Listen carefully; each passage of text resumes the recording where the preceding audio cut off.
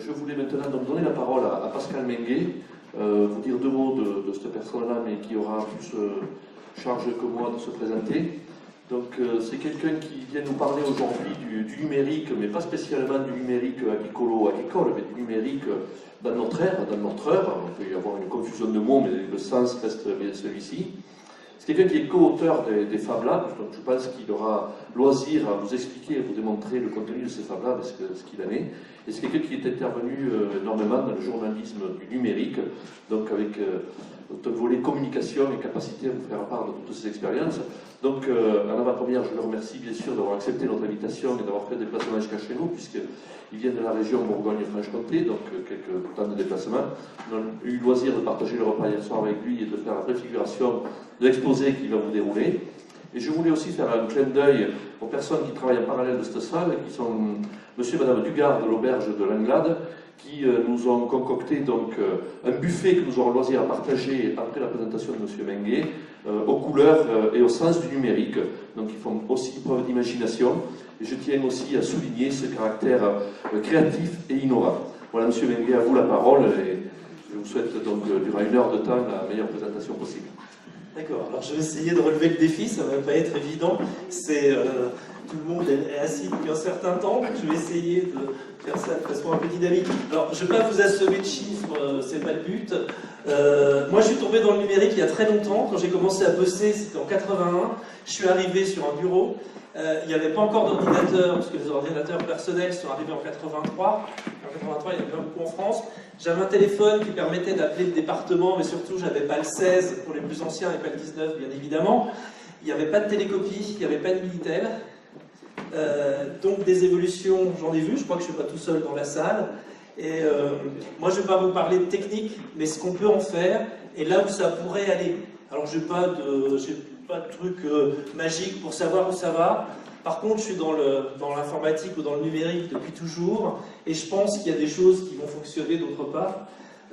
C'est juste pour vous alerter un peu, c'était le sens de la demande, c'est dire qu'est-ce qui peut se passer après, où tout ça peut aller, et pourquoi ça va aussi vite.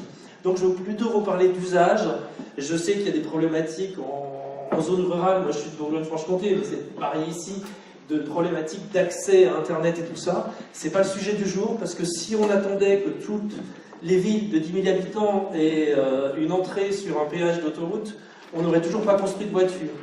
Le numérique, il faut s'y mettre avec les réseaux qu'on a. Alors, c'est juste pour vous mettre un petit peu dans le décor. Ça, c'était 2005.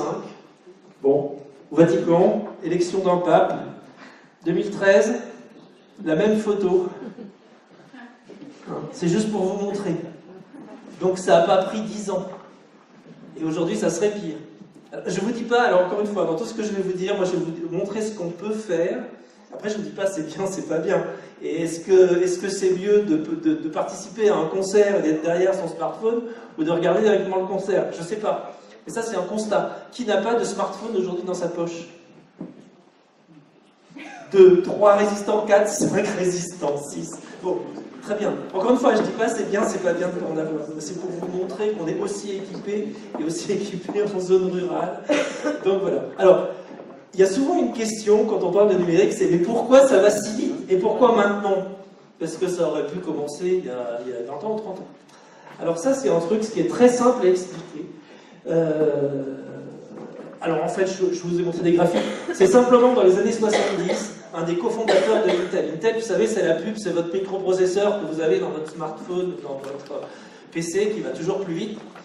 Alors, il va toujours plus vite, c'est vrai, et en 70, un des cofondateurs, donc Andy Moore, avait énoncé une loi qui disait que les microprocesseurs, donc les moteurs de nos trucs numériques, allaient doubler de performance tous les ans, voire tous les 18 mois. Doubler de performance et que la mémoire de stockage allait doubler aussi tous les ans, tous les 18 mois. Cette courbe, elle est vraie, et maintenant on va même un peu plus vite. Donc maintenant, c'est encore plus rapide. Donc ça veut dire que si en 70, vous aviez une voiture qui allait à 10 à l'heure, en 72, elle allait à 20, etc. Et aujourd'hui, ça va, vous faites Paris-New York en quelques secondes. Et en fait, aujourd'hui, c'est pour ça que vous avez dans votre poche une machine qui est capable de traduire, qui est capable de traiter des photos, de faire du montage vidéo et tout ça. C'était absolument inenvisageable il y a 30 ans. Il y a 30 ans, on tapait du texte dessus, on faisait un peu de tableur, mais je peux vous dire que c'était... on n'avait pas les outils qu'on a aujourd'hui. Donc il y a ça, la miniaturisation est allée avec. Et puis, en dessous, on a une autre courbe. Alors elle se retrouve sur ma présentation qui sera en ligne, hein, vous l'avez en détail. Mais ça, c'est par exemple le téléphone, 1900. Pour arriver à 60% des gens qui aient le téléphone, il a fallu attendre, allez, 40, 60 ans. Aujourd'hui, les dernières courbes, c'est les tablettes numériques. Vous voyez que la courbe, elle est entre la sortie commerciale d'un produit et son adoption par le plus grand nombre, on n'est plus du tout sur les mêmes temps. Souvenez-vous, pour ceux qui ont des cheveux blancs comme moi, combien de temps vous avez attendu le téléphone quand vous étiez môme? Comment? Je suis née avec le téléphone à la maison et j'ai 60 ans. Eh bien, vous avez bien de la chance, parce que moi, je suis né dans un quartier, je vais vous faire pleurer, allez. Un quartier où il y avait 15 maisons et il y avait 4 lignes téléphoniques. C'était dans les années 70. Et on attendait le téléphone. Vous savez, c'est sous Giscard que la moitié de la France, quand Giscard est arrivé au pouvoir, la moitié de la France attendait la tonalité et les autres attendaient qu'on leur raccorde au téléphone. C'est les années 70. Alors je sais que pour les plus jeunes, c'est oh là là, c'était papy, quoi. Mais n'empêche que c'était ça. Donc on a connu ça déjà. Et aujourd'hui, vous avez plein de produits qui sont connectés.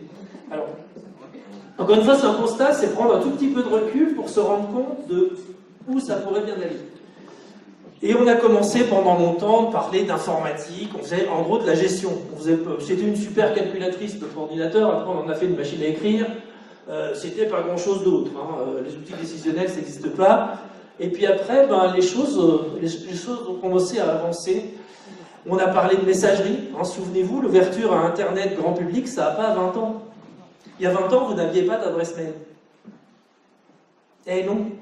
Moi, je crois que j'ai eu une adresse mail dans les 96, 97. Je cherchais les gens qui avaient un mail, mais c'était vraiment un truc. Waouh, t'as un mail, super, je vais pouvoir te l'envoyer. Aujourd'hui, est-ce qu'il y a encore des gens qui... Bah, oui, le fax peut-être encore un petit peu, mais on l'utilise quand même de moins en moins. Est-ce qu'il y a encore des gens qui utilisent le fax au moins une fois par semaine? Voilà.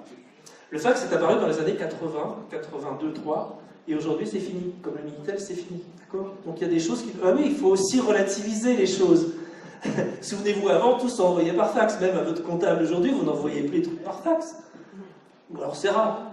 Bon. Donc les messageries... les emails. Après, on a commencé à faire de la gestion de production, de la gestion commerciale, enfin tous les outils un peu sophistiqués. On est monté dans des outils qu'on appelle décisionnels, dans du collaboratif, on est capable de travailler sur un même document, etc. On a vu apparaître le web. Et puis, grande cassure depuis quelques années, c'est qu'on parle de machines connectées.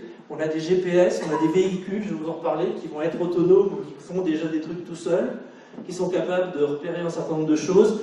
Et puis derrière, ben, la grande évolution qu'on va vivre, et là elle a commencé, c'est ce qu'on appelle l'Internet des objets. Vous allez voir, c'est assez remarquable. Donc là, on parlait d'informatique, vous savez, de TIC, ce mot que je déteste, ou de NTIC, les nouvelles technologies de l'information et de la communication. Ça fait 30 ans qu'elles sont nouvelles, il y en a une nouvelle tous les matins. C'est du numérique, globalement. Alors, ou digital pour les Américains. Nous, digital en France, ça veut plutôt dire avec le doigt. Donc c'est pour ça que le mot digital en France, c'est un peu bizarre. Ça fait un peu plus riche de prendre un mot anglo-saxon, mais c'est pas ça qui fait avancer.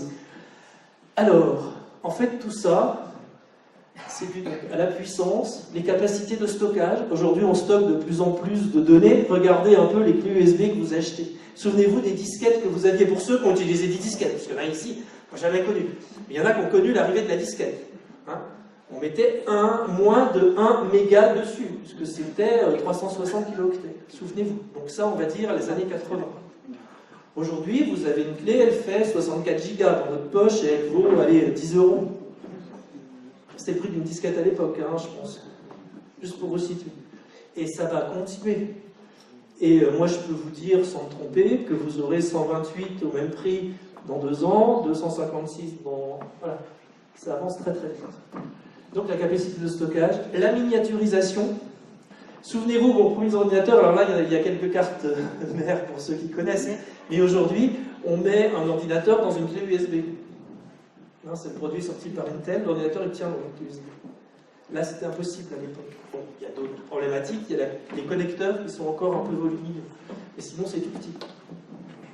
Et puis les réseaux de télécommunications. Alors, il y a du réseau sans fil, on nous parle 3G, 4G, on prépare la 5G pour tout ça, on prépare un truc qui s'appelle LTE.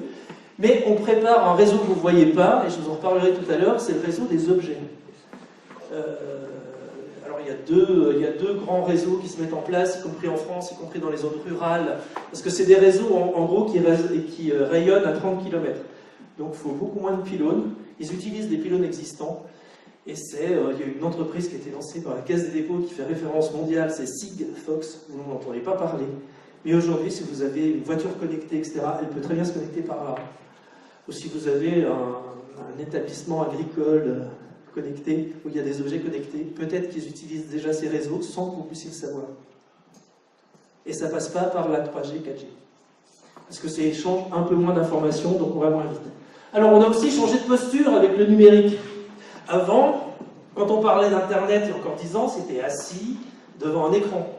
Aujourd'hui, vous regardez Internet dans la rue, dans votre voiture, n'importe où. En regardant la télé, vous faites autre chose. Et puis, ça arrive dans les voitures. Et là, depuis un an ou deux, on voit des écrans tactiles dans les voitures arriver, plus ou moins connectés. Je peux vous dire qu'ils seront plus. Donc là, on change de posture, et l'information, vous le voyez si vous êtes dans le tourisme, vous avez des sites à destination touristique.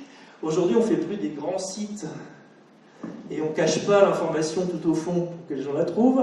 C'est dès que je consulte Internet sur un smartphone ou sur autre chose, il faut que j'ai directement l'adresse, la prestation, et puis après on creusera. Donc on a bien vu des changements de posture.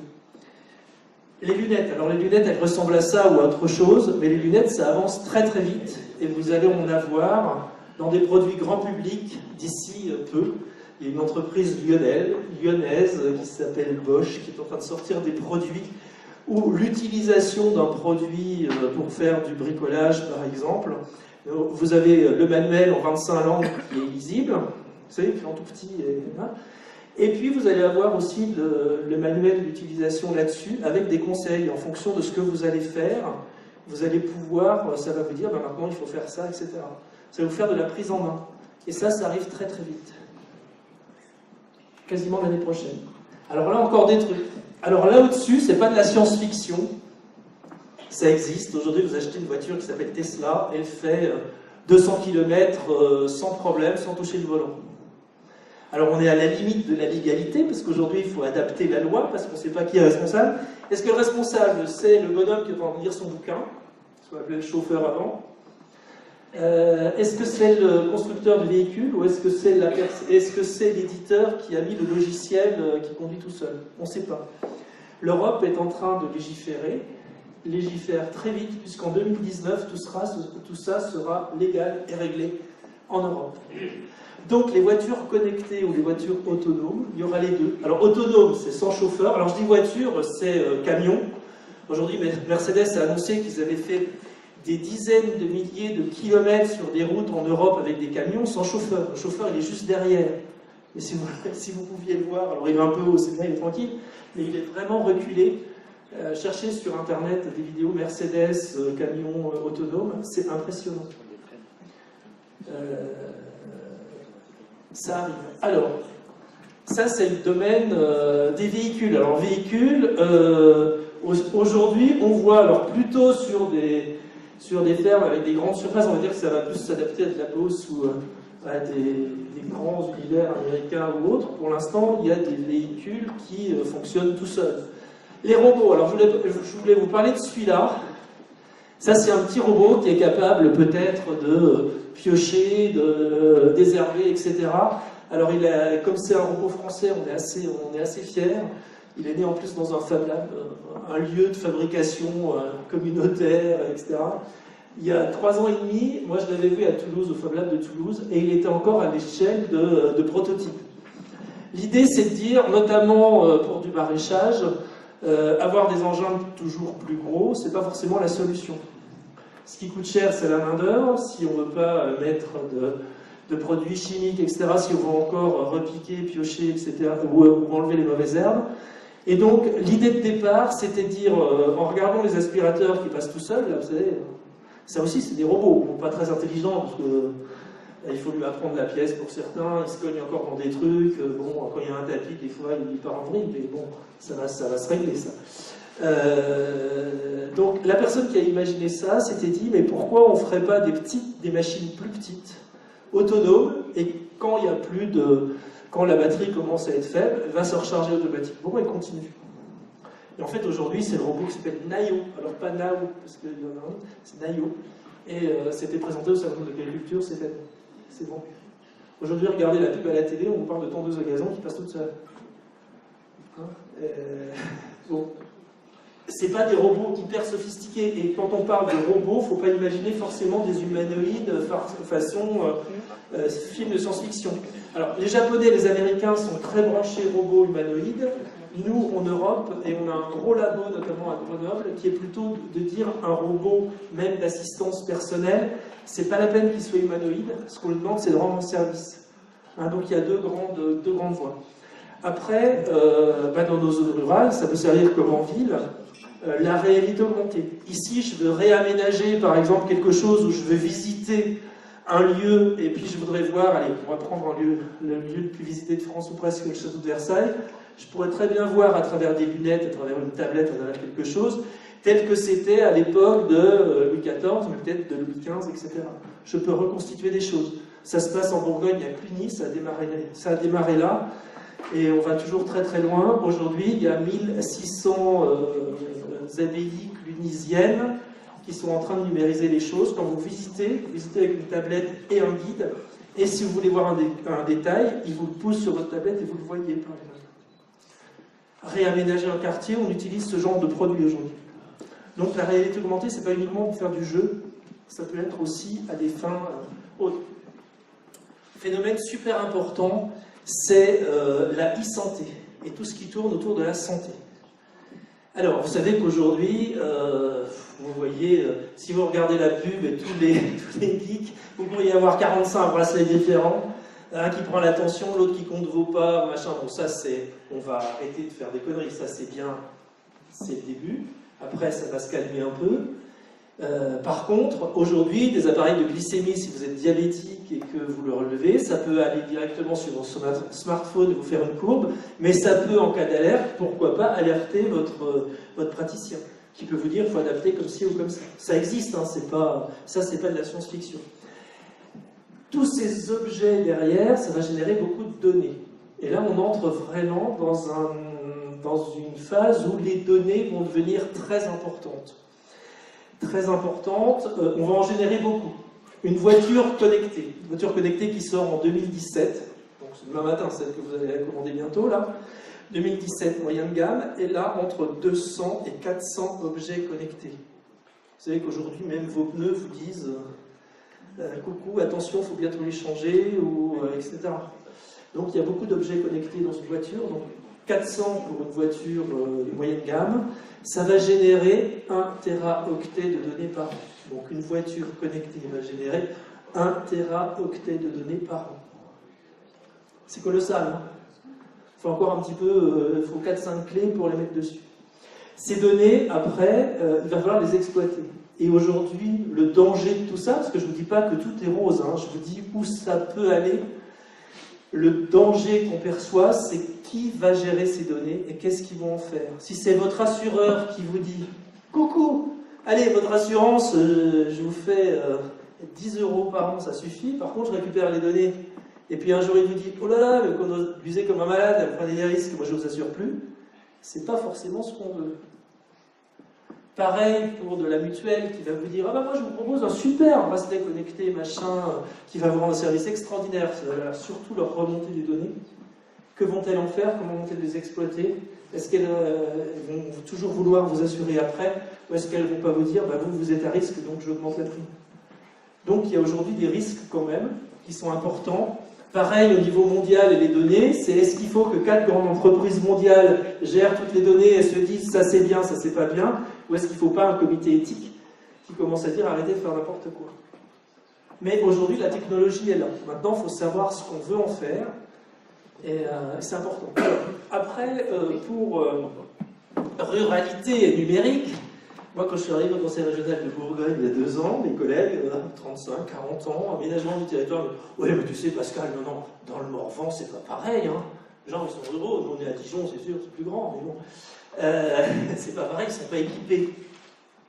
Eh ben, on a fait une étude sur les usages. Je vous ai repris cette étude parce qu'elle n'est pas très vieille. 80% des gens sont connectés. Alors, plus ou moins bien, ils n'ont pas forcément le très haut débit, mais ils sont connectés. Sur les équipements, on a autant de tablettes et de smartphones en zone rurale qu'en zone citadine. D'accord? Donc, il faut arrêter de dire « Oh là là, ils sont en retard. Oh, ils ont choisi de vivre dans des zones rurales. Oh là là, ils ont choisi, tant pis pour eux. » Ben non, on n'est pas des arriérés, il faut arrêter. C'est pas parce que dans le 7e arrondissement, on imagine que sortie du périphérique, oh là là, c'est une zone où on n'a pas son vaccin pour y aller, et pas son passeport, ou alors on vient une fois faire le cake devant les journalistes pour dire je suis venu à Mende. Je pense à personne, hein, j'ai appris ça tout à l'heure. Bon, on le fait une fois avec la presse, mais on dit bien surtout pas autrement parce qu'on a peur de se salir les bottes. Oui, mais non. C'est pas ça du tout. Et aujourd'hui, l'étude que l'on a faite, alors c'était sur un échantillon de 1000 foyers répartis, etc. 75% utilisent des réseaux sociaux tous les jours, y compris en zone rurale, d'accord?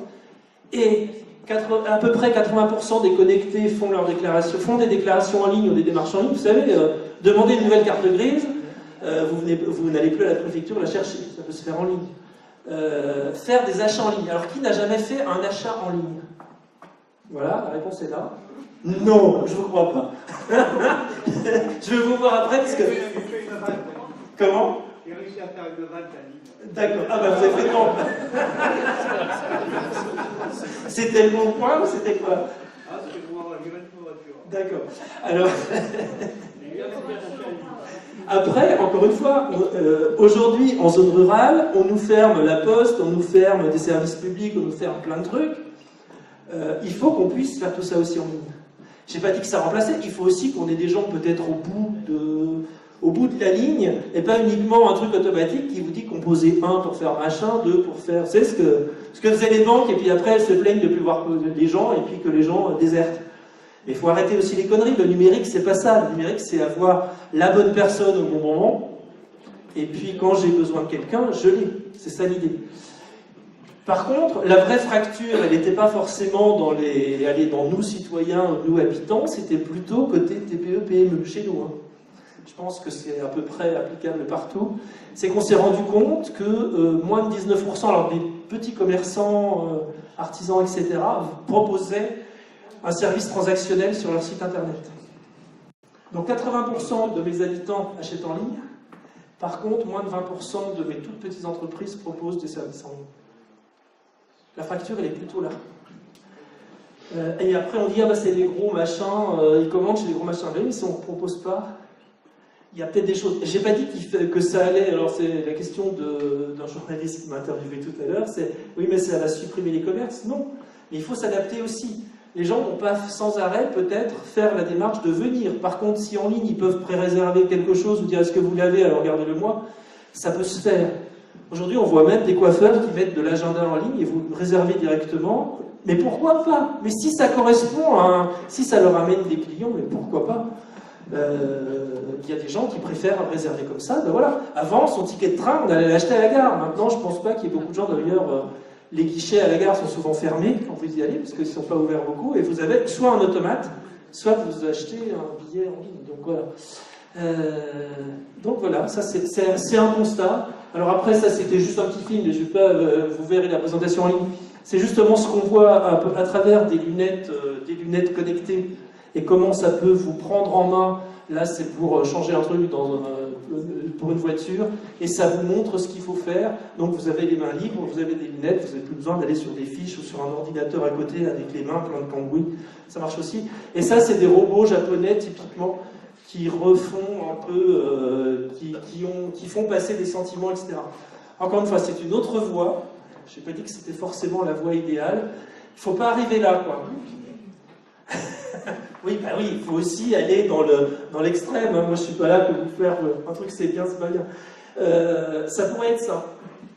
Hein, si on écoute certains, Aujourd'hui, c'est ce que j'ai dit aussi à la presse tout à l'heure, les exosquelettes qu'on voit dans Avatar, vous savez, cette armée qui a des espèces de trucs, il y a des bonhommes dans un exosquelette qui ont des pouvoirs extraordinaires. Aujourd'hui, il y a quasiment des champs de bataille où il y en a. Est-ce que c'est bien, est-ce que c'est pas bien, j'en sais rien. Hein, mais un exosquelette, ça peut aussi aider un handicapé à se lever.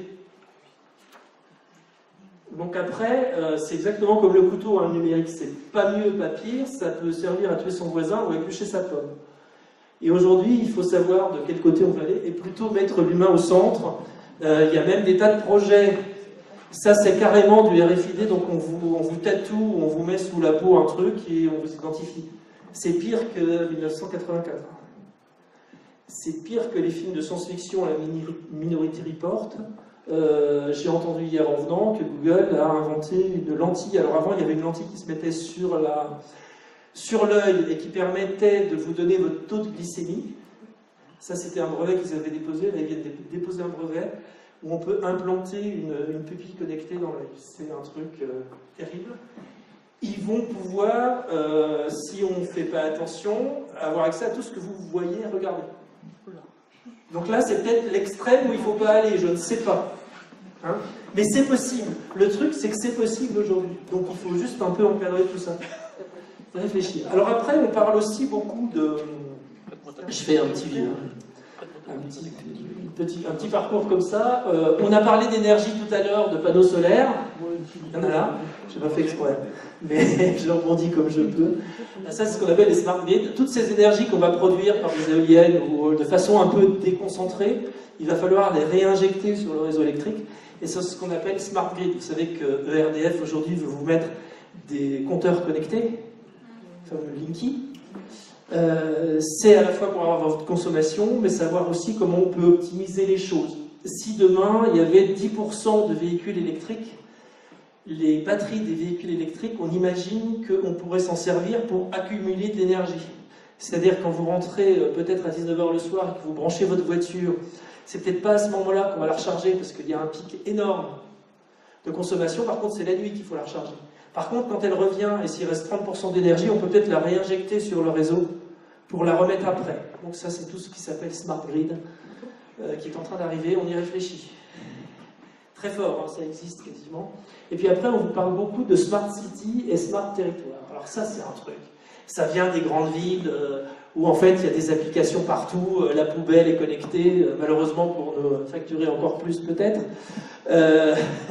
Les lumières peuvent s'allumer quand vous approchez. Bon, il y a une vision, là encore, il y a deux visions. Il y a une vision absolument horrible, techno, je sais pas quoi, où c'est plutôt surveiller l'humain. Et moi, j'imagine que c'est au service de l'humain qu'il faut le mettre. Ça, les usages. Hein, c'est faciliter les choses, c'est avoir accès. Et aujourd'hui, on parle de plus en plus de smart territoire, de villages du futur.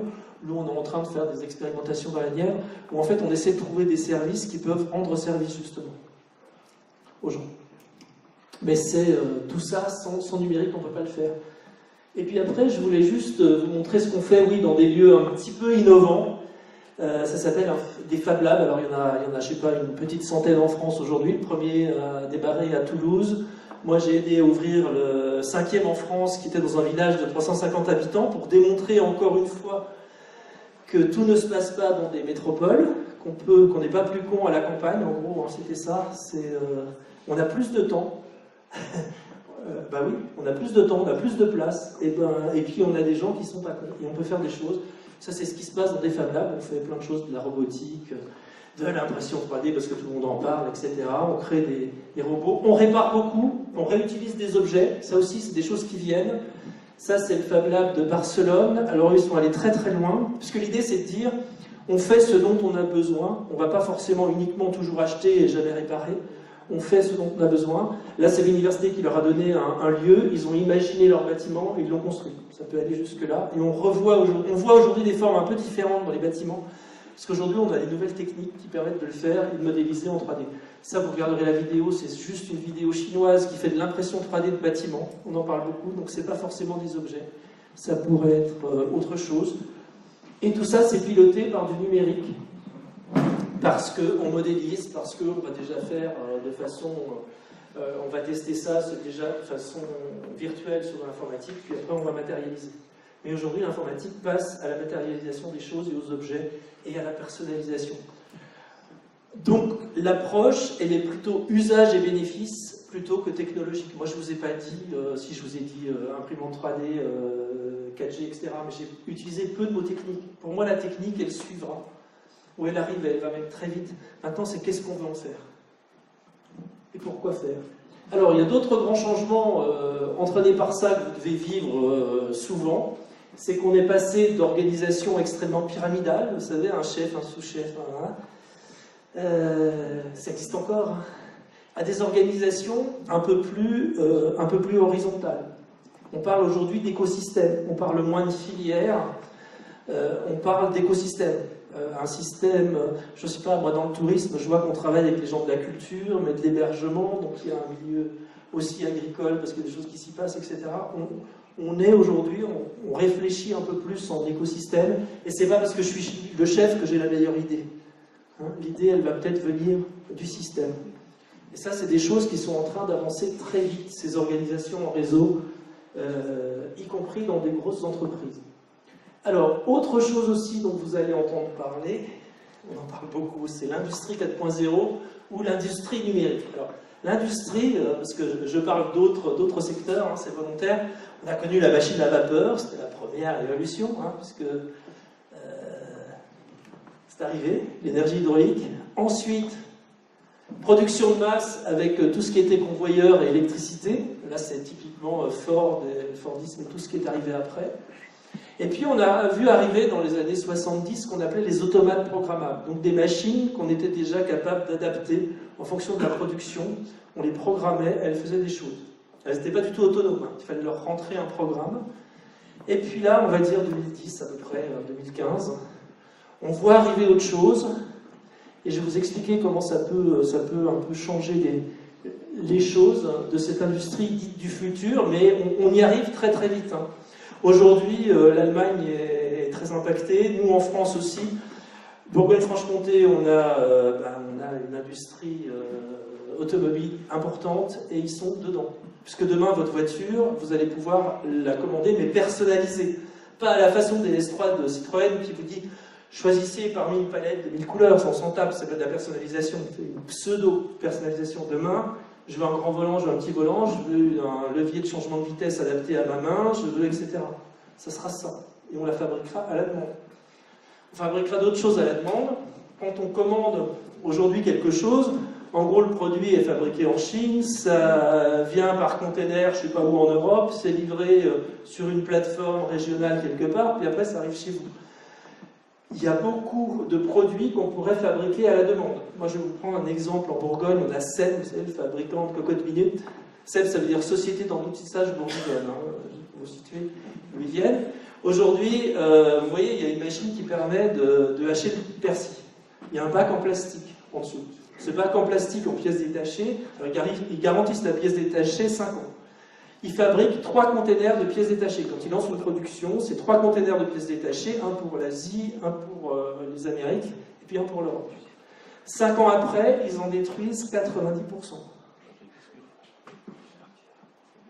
Donc, aujourd'hui, ils se disent que peut-être chez la personne qui vous vend les pièces détachées ou sur une plateforme régionale, on pourrait refabriquer via de l'impression 3D ou autre chose, ces pièces détachées à la demande. Aujourd'hui, il y a des fabricants comme Miele, le fabricant allemand d'électroménager, vous garantit des produits 15 ans, voire 20 ans, met à disposition les schémas, y compris des pièces détachées, et vous dit vous pourrez les refaire. Donc ça devient un argument commercial. Et là, on voit bien qu'on est en train, on a tout délocalisé. Aujourd'hui, on va relocaliser des choses pour faire de la production plus proche et à la demande. Mais des gros s'y intéressent. Nous, on a une plateforme Amazon à Chalon-sur-Saône, ou d'autres lieux Amazon, ils vont mettre ce qu'on appelle des fermes d'impression 3D derrière. Quand vous allez commander certains produits, ils seront fabriqués à 50-100 km. Ils viendront plus de Chine. Et vous choisirez de le personnaliser comme vous voulez. C'est ce qui est en train de se passer. Donc pour faire ça, il faut passer à cette évolution industrielle où de la conception de l'objet jusqu'à sa livraison quasiment, c'est une chaîne numérique. Ça ne veut pas dire qu'il n'y a pas d'humain derrière. parce qu'il faut des techniciens, il faut tout ça pour se servir du reste, pour personnaliser, pour faire en sorte que ça marche. Mais c'est ce qui est en train de se passer. Donc la relocalisation avec ça est possible. Un certain nombre de choses. Puis après, on réfléchit, alors tout ça, c'est ce qu'on appelle la transformation numérique. Je vais vite, hein, parce que le temps passe. Ça, c'est ce qu'on appelle la transformation numérique. Ça se transforme, et moi, je vous ai pris quelques exemples d'entreprises qui ont été directement numériques dès le départ. Alors, on pense bien sûr à quelques grands noms. Je vous rappelle que Google a à peine 20 ans, Amazon moins de 15, et Facebook une dizaine d'années. Là, il y a plus d'1,5 milliard de personnes qui ont un compte et qui vont tous les jours, par exemple. Et ça a bien changé les choses, puisqu'on ne fait plus les choses comme avant. Regardez aujourd'hui, sans moteur de recherche, qu'est-ce que vous feriez? Regardez, est-ce que vous avez... Tiens, la personne qui n'a jamais acheté, est-ce que vous avez encore un quid chez vous? Oui, vous ne savez pas ce que c'est même. Voilà. Avant, quand on n'avait pas Internet et qu'on avait une discussion dans les dîners en famille, on allait chercher Quid. Attends, je prends comme ça, il y avait tout. Il fallait savoir lire l'index et on trouvait la réponse. Aujourd'hui, on a un smartphone et on a Wikipédia. Et la réponse, on l'a dans les 5 secondes. Donc ça a vraiment changé. Mais oui, on ne sait pas si l'information est meilleure que dans le Quid, c'est pas ce que j'ai dit. Par contre, on a accès à l'information. Donc ça, c'est des gens qui, sans le numérique et sans Internet, n'existeraient pas. Et puis, il y a des petits nouveaux qui sont arrivés en changeant radicalement les choses. On va parler de Blablacar en France. Est-ce qu'il y a des gens qui utilisent Blablacar ici, soit en conducteur, soit en quelques-uns? Alors, Blablacar, vous savez, si vous dites je vais de Mende à Beaune, alors je ne l'ai pas fait moi l'enfant, je ne connaissais pas à peu près mes horaires, mais est-ce qu'il y a des gens qui sont intéressés et je vais les prendre au fur et à mesure, etc. Ça a réellement impacté le business de la SNCF, par exemple. Moins de monde dans les trains, c'est parce que les prix ont augmenté des tickets, mais c'est aussi parce qu'il y a Blablacar. Si après ils ont racheté une entreprise qui fait la même chose pour essayer de proposer quelque chose, c'est Wicar. Hein.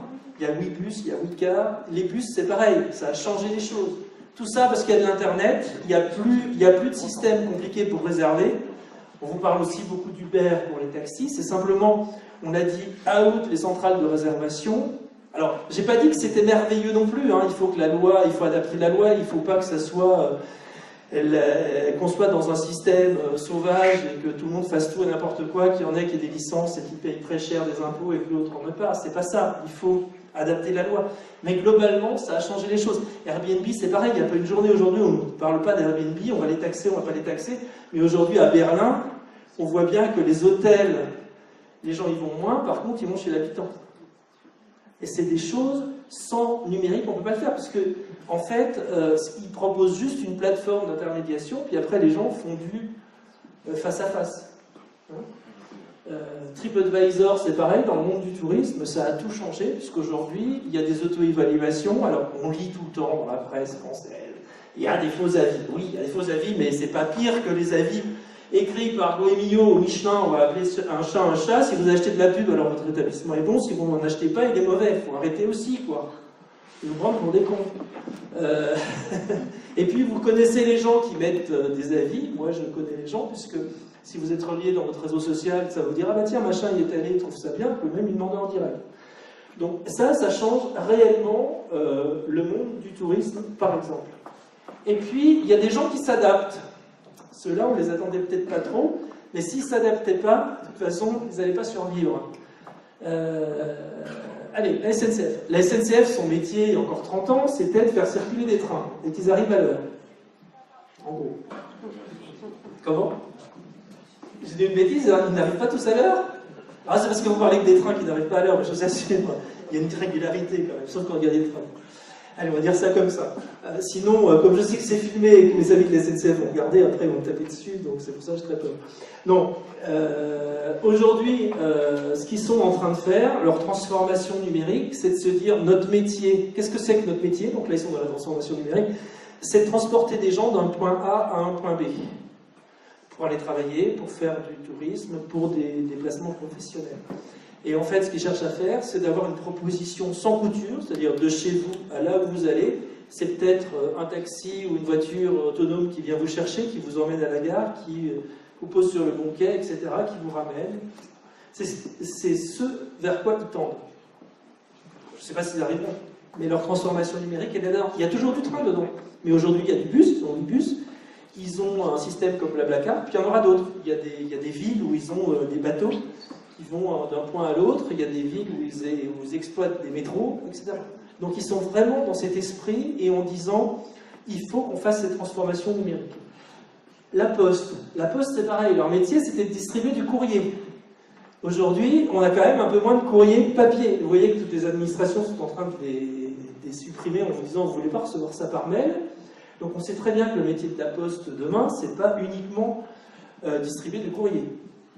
Par contre, en analysant les choses, ils se sont rendus compte que leur métier, c'était le seul opérateur français à passer chez vous 5 à 6 jours par semaine.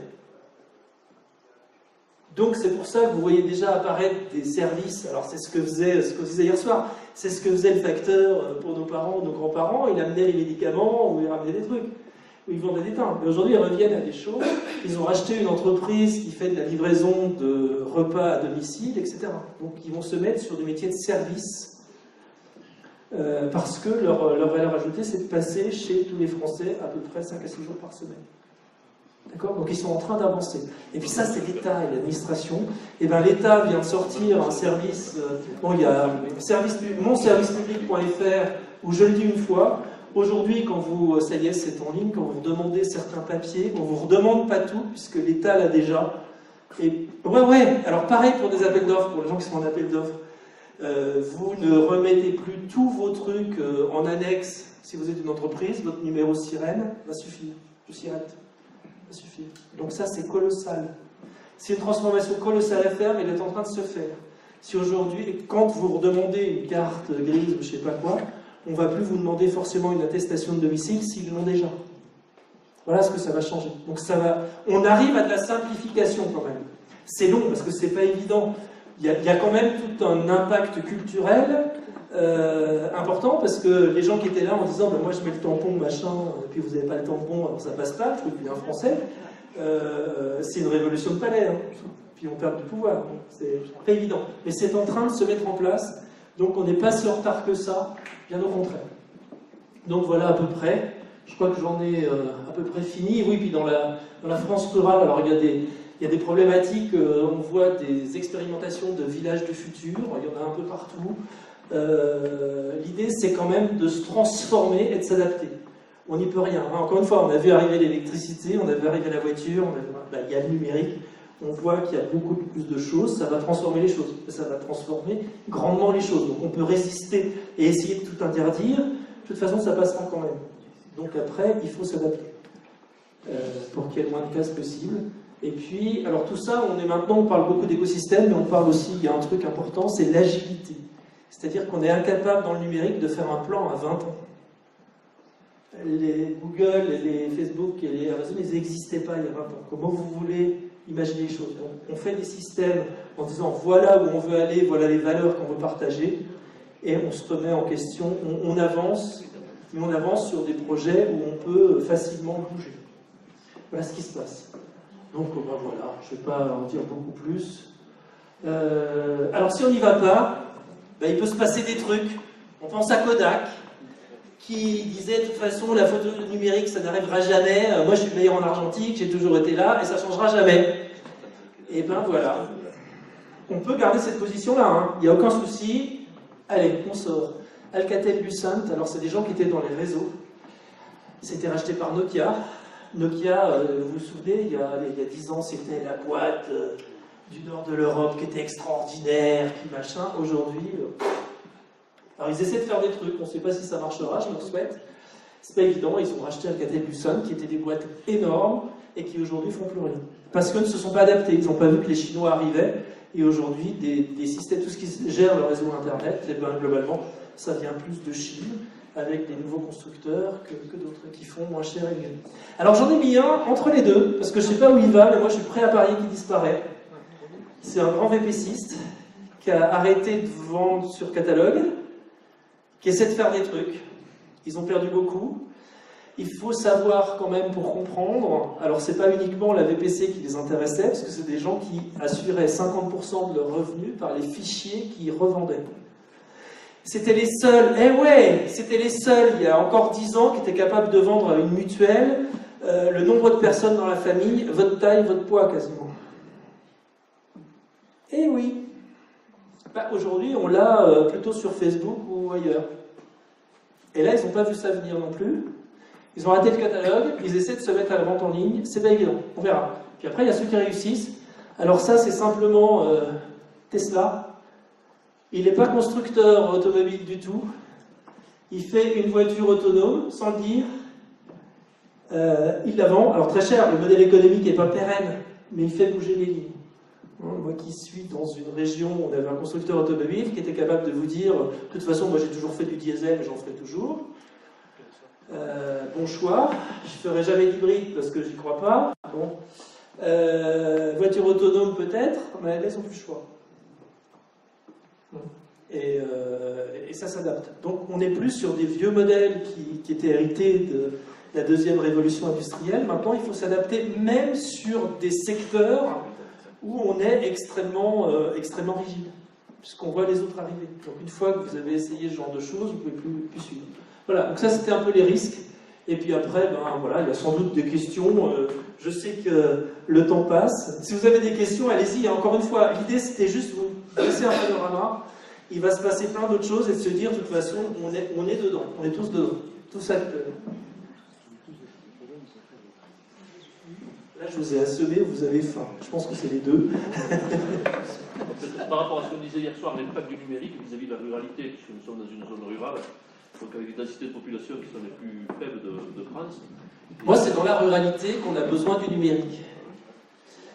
Ben oui, on a moins de choses qu'ailleurs, hein, faut s'en rendre compte. Quand vous êtes quand vous êtes à Toulouse, c'est votre capitale régionale maintenant. Ça va le devenir. Allez, Toulouse ou Montpellier, on va pas faire de jaloux. Vous êtes à Toulouse ou à Montpellier, vous avez tout. Bon, c'est bien. Et puis quand vous êtes ici, moi je vous rappelle qu'il y a marqué égalité sur le fronton de nos mairies. Et il faut arrêter d'entendre, de toute façon vous êtes dans la ruralité, vous avez choisi. Il faut arrêter quoi.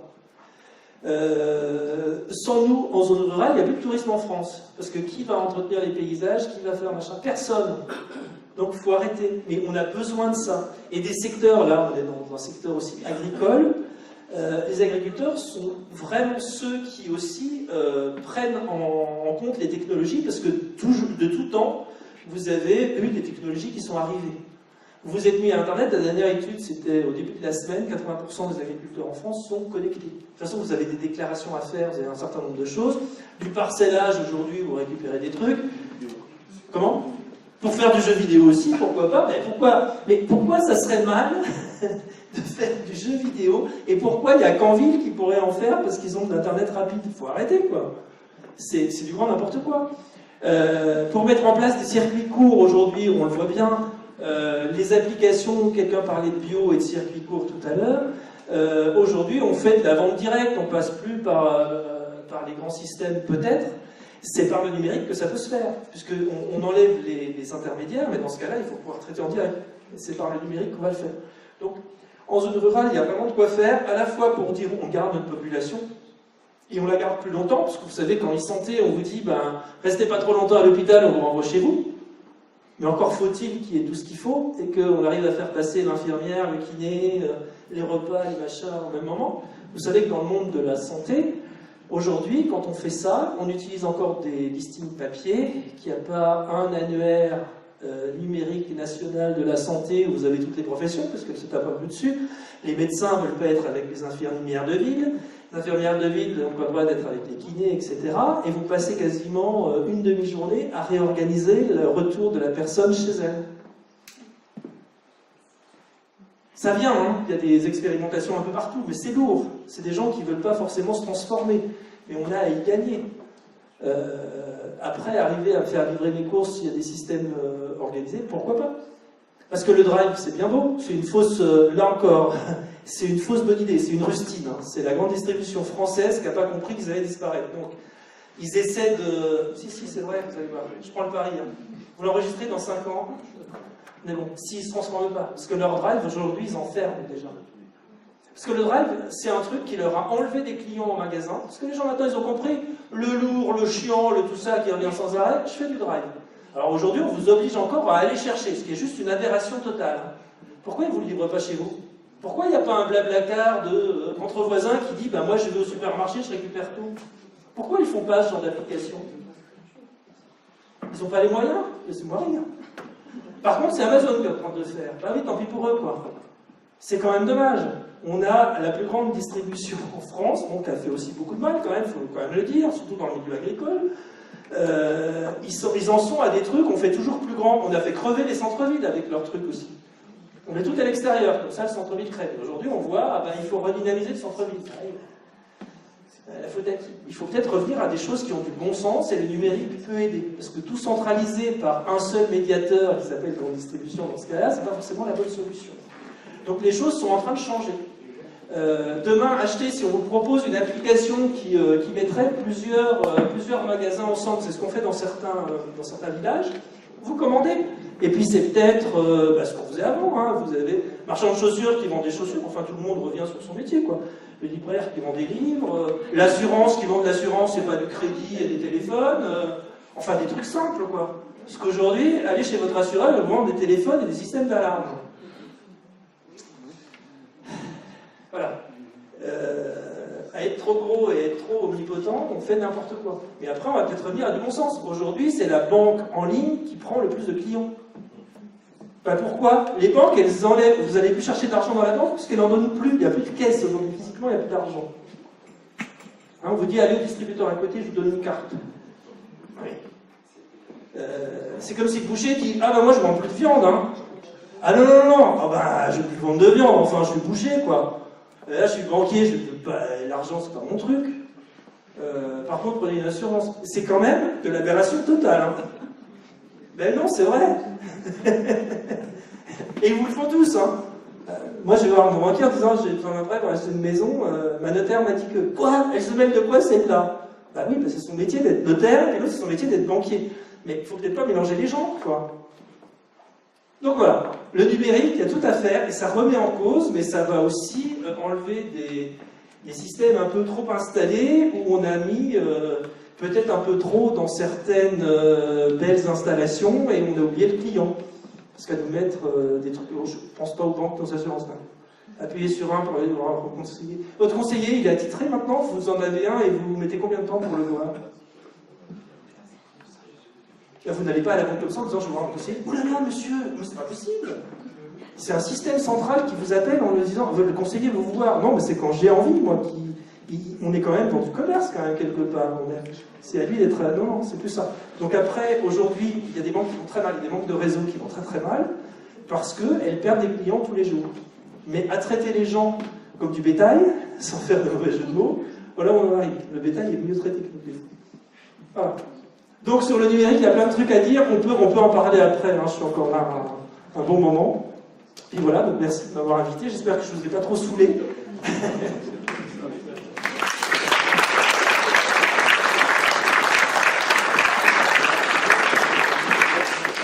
Merci monsieur Longuet, à la fois pour le contenu et pour le côté aussi très convivial de votre intervention.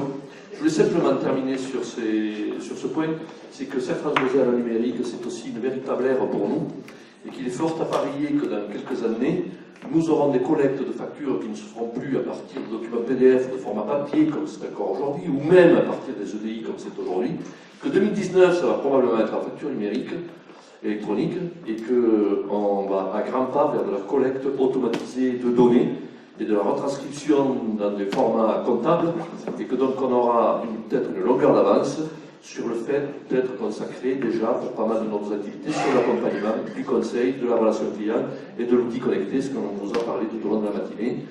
Voilà, je vous remercie pour cette assemblée générale. Je vous invite maintenant, au nom de la présidente du conseil d'administration, à partager le buffet qui s'y sert. Merci beaucoup.